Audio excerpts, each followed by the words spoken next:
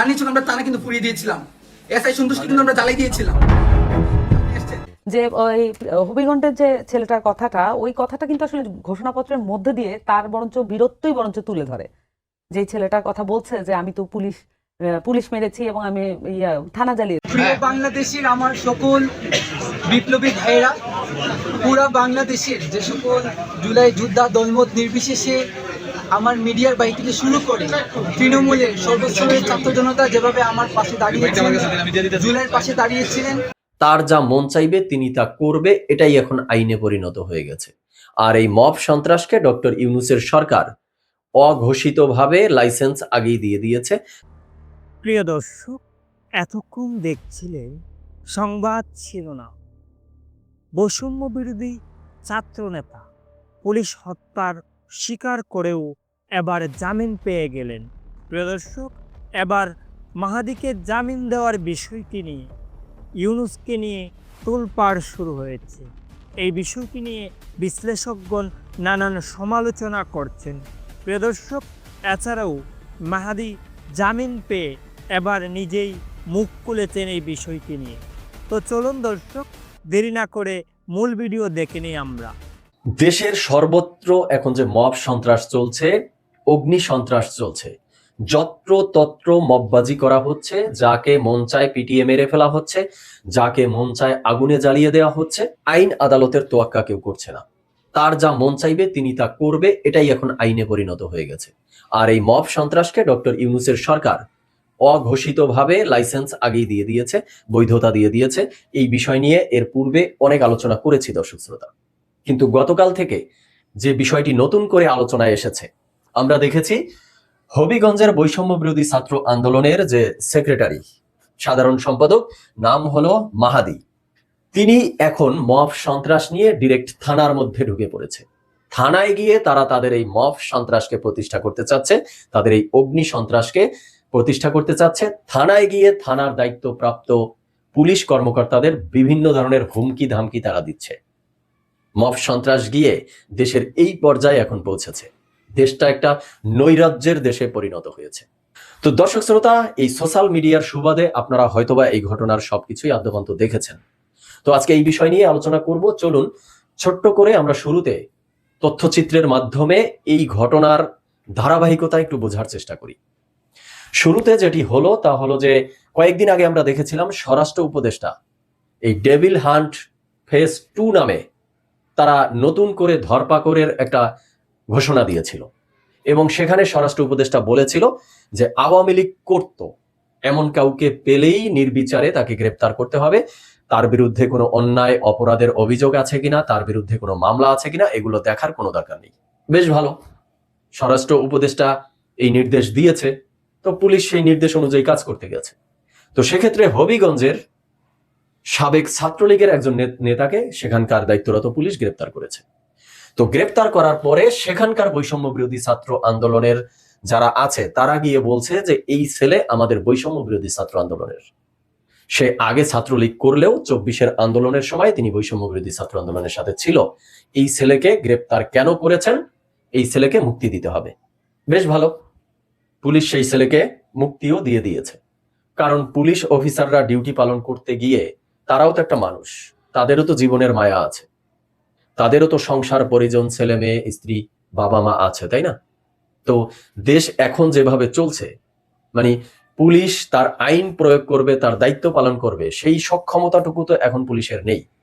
তো পুলিশ তাকে ছেড়ে দিয়েছে, ঠিক আছে, কিন্তু তারপরে কি ঘটলো নতুন করে? তারপরে আমরা দেখলাম এই মেহেদী ছেলেটি থানায় গিয়ে সেই সময় যে ধরনের হুমকি ধামকি দিয়েছিল, কি কি বলেছিল, সেই বিষয়ে আমরা দেখব একটু পরে। তো সেই হুমকি ধামকির ফলে তাকে গ্রেপ্তার করা হয়েছে, পরবর্তীতে ডিবি তাকে আটক করেছে। তো ডিবি আটক করার পরে যেটা হলো সেটা হলো আমরা দেখলাম রীতিমতো এই বৈষম্য বিরোধী ছাত্র আন্দোলনের প্ল্যাটফর্ম থেকে শাহবাগ অবরোধ করেছে। আশ্চর্যজনক বিষয়, মানে এই মেহেদী ছেলে থানায় গেল, রীতিমতো মব সন্ত্রাস করলো, থানার দায়িত্বপ্রাপ্ত পুলিশ কর্মকর্তাদের হুমকি ধামকি দিল, তাদেরকে জ্বালিয়ে পুড়িয়ে মেরে ফেলার মতো হুমকি ধামকি দিল তিনি তাদের পূর্বের কৃতকর্ম আত্মস্বীকৃতির মধ্য দিয়ে।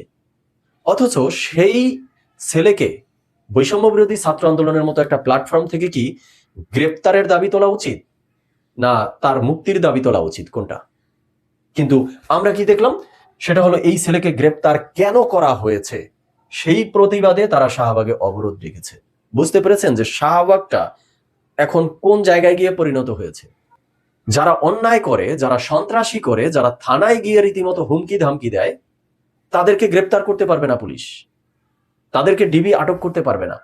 তাদেরকে আটক করলে শাহবাগে অবরোধের ডাক দেয়া হয়, দেখতেছি। এরপরে আমরা যেটা দেখলাম সেটা হলো যে এই প্ল্যাটফর্ম থেকে বলা হয়েছে সারা দেশে তারা কঠোর আন্দোলনে নামবে, সেই হুঁশিয়ারি পর্যন্ত তারা দিয়েছে। এবং তারা আর কি বলেছে?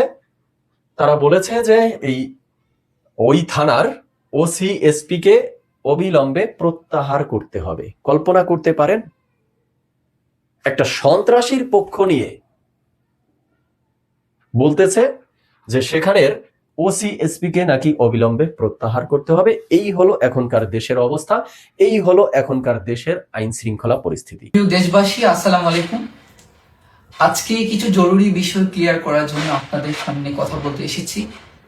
আপনারা নিশ্চয় অবগত আছেন, গতকাল শায়েস্তাগঞ্জ থানা এলাকায় আমাদের এক জুলাই আন্দোলনকারী ভাইকে অন্যায়ভাবে গ্রেফতার করায় থানা প্রশাসনের সাথে কথা বলার প্রাক্কালে উত্তেজনাকর পরিস্থিতিতে আমার মুখ ফসকে অসাবধানতা বশত একটি স্লিপ অফ টাংকে কেন্দ্র করে দেশবাসীর নিকট একটি ভুল বার্তা পৌঁছার উপক্রম হওয়ায় প্রকৃত তথ্য দেশবাসীর নিকট তুলে ধরার জন্য আজকে আপনাদের সামনে হাজির হয়েছি।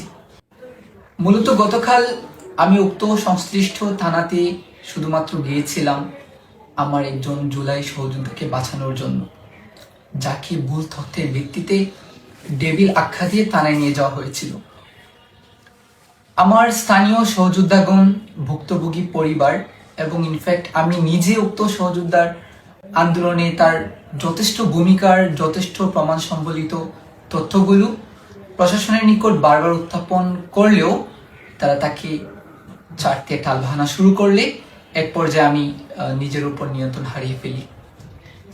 কারণ আমার কাছে তখন একটা বিষয় মুখ্য মনে হয়েছিল যে যেই ছেলেটি আমার সাথে আন্দোলন করেছে, যে ছেলেটি আমার সাথে একই সারিতে দাঁড়িয়ে ফাইট করেছে, সেই ছেলের সাথে এভাবে অন্যায় করা হবে, এটা অন্তত আমি মেনে নিতে পারি নাই।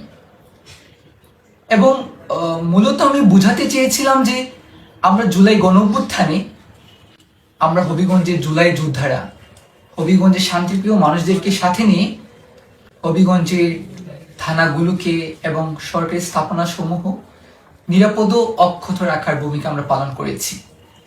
অপরদিকে সেই বেদনাদায়ক অধ্যায় ঐতিহাসিক 5ই আগস্ট আমি সহ আমার হবিগঞ্জের সকল সহযোদ্ধারা, তখন আমরা হবিগঞ্জের টাউন হলে বিজয় মিছিল চলাকালীন সময় জানতে পারি যে বানিয়াচংয়ের মাটিতে আমার 9 জন ভাইকে এসআই সন্তোষের নেতৃত্বে গণহত্যা করা হয়েছে।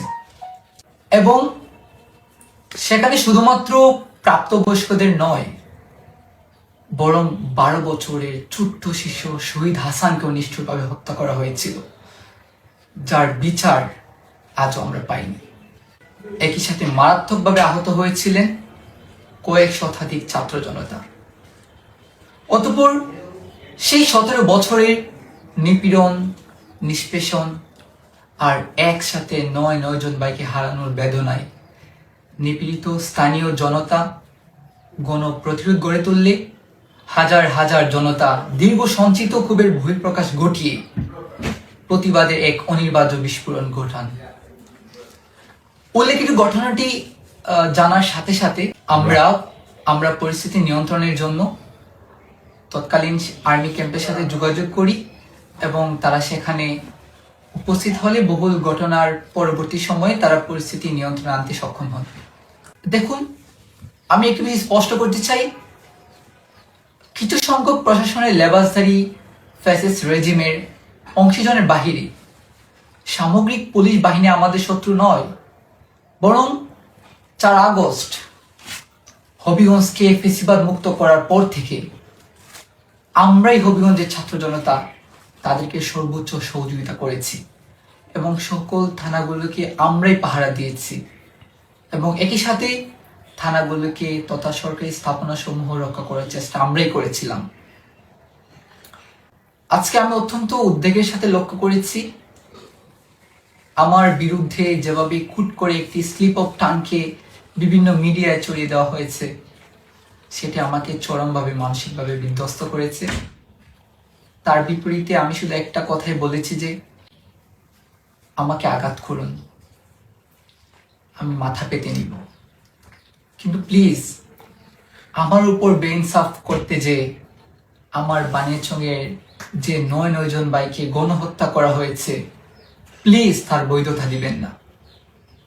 আমি শুধু একটা কথাই বলতে চাই, আমি আমার সকল জুলাই যোদ্ধাদেরকে আমি হৃদয় থেকে ধারণ করি। সেই জায়গা থেকেই আমি যখন শুনতে পেরেছিলাম আমার এক সহযোদ্ধাকে অন্যায়ভাবে ডেভিল আখ্যা দিয়ে গ্রেফতার করা হয়েছে, বা আমার এক সহযোদ্ধাকে এভাবে ট্যাগিং করে ডেভিল আখ্যা দিয়ে গ্রেফতার করা হবে, এটা অন্তত আমি মেনে নিতে পারি না। এবং আরো উদ্বেগের বিষয় হচ্ছে পূর্বে উক্ত ঘটনায় উক্ত থানায় তিনজন আন্দোলনকারী ভাইদের সাথে একই ঘটনা হয়েছে, এবং যার একজন ভাইকে আমরা এখনো কারাগার থেকে মুক্ত করতে পারিনি।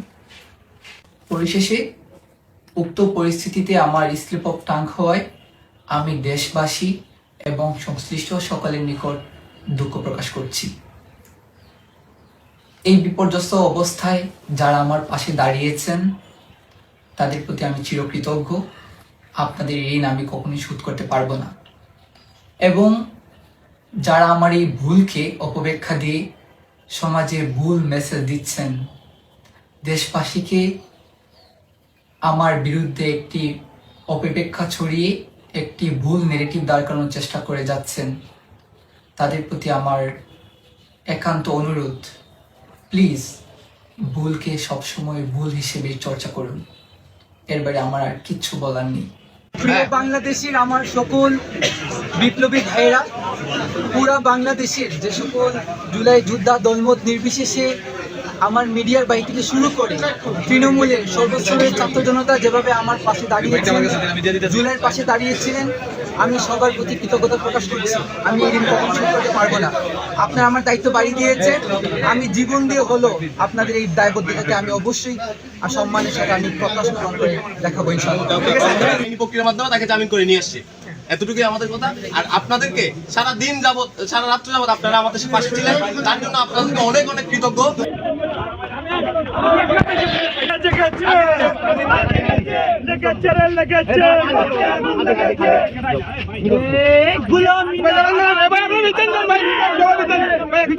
বিচার চাই, হাদি হত্যার বিচার চাই, হাদি হত্যার বিচার চাই, বিচার বিচার বিচার চাই। তুমি কে আমি কে, হাদি হাদি, তুমি কে আমি কে, হাদি হাদি। অ্যাকশন অ্যাকশন, ডাইরেক্ট অ্যাকশন, হবিগঞ্জের অ্যাকশন, ডাইরেক্ট অ্যাকশন। তো প্রিয় দর্শক, এতক্ষণ আমাদের সাথে থাকার জন্য আপনাদের অসংখ্য ধন্যবাদ। আর হ্যাঁ, হবিগঞ্জের সমন্বয়ক মাহাদির এমন জামিন পাওয়ার বিষয়টি নিয়ে আপনাদের কি মন্তব্য এবং আজকের এই বিশ্লেষণ শুনে আপনারা কি বুঝতে পেরেছেন তা অবশ্যই আমাদের কমেন্ট করে জানাতে বলবেন না।